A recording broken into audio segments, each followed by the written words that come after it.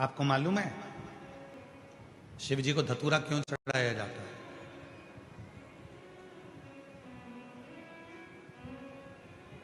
क्यों भगवान शंकर को धतूरा समर्पित किया जाता है?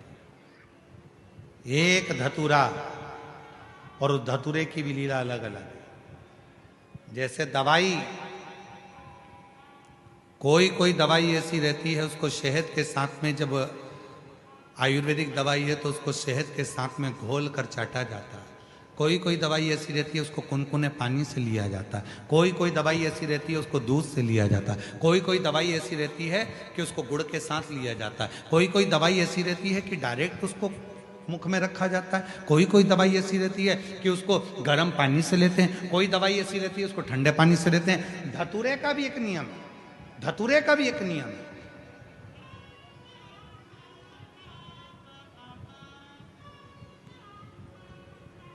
जब किसी के जीवन में गठिया जैसी बीमारी हो जाती है और लगता है कि गठिया बाय हो गए, उसका भी एक पत्र आया है। देखो कहीं ये पत्र देखिए। महाराज, मेरा नाम सुरेखा प्रमोद सूर्यवंशी है, मैं भूसावल से हूँ।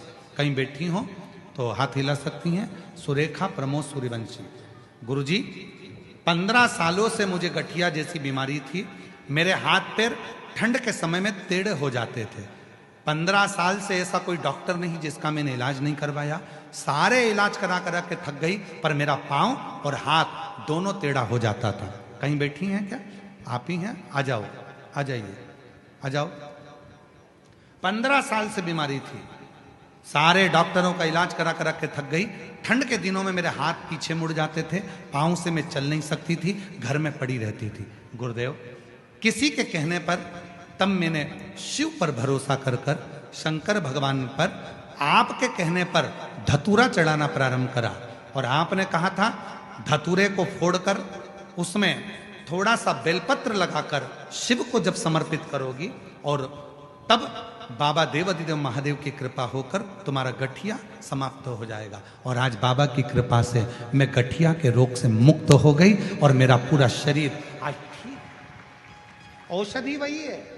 कोई औषधि शहद से खाई जाती है, कोई पानी से खाई जाती है, कोई किसी से। अर्थात शिव महापुराण की कथा कहती है कि धतूरे को चढ़ाने का भी एक तरीका होता है।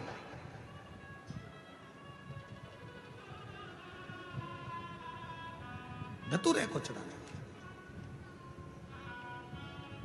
कोई बच्चा है, हाथ पैर से विकलांग है, शरीर से विकलांग है, नहीं सही हो रहा, प्रदोष की प्रदोष, एक धतूरा शिव जी को, एक दुर्वा, एक कनेर का पुष्प, तीनों शिव जी के मंदिर में चढ़ाना प्रारंभ कर दो।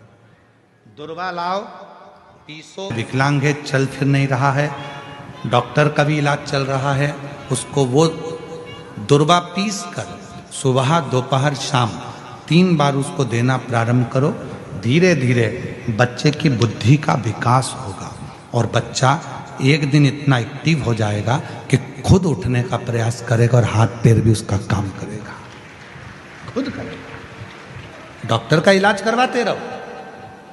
धतूरा भी किस चीज के लिए चढ़ा रहे हो, कैसे समर्पित कर रहे हो, वो भाव।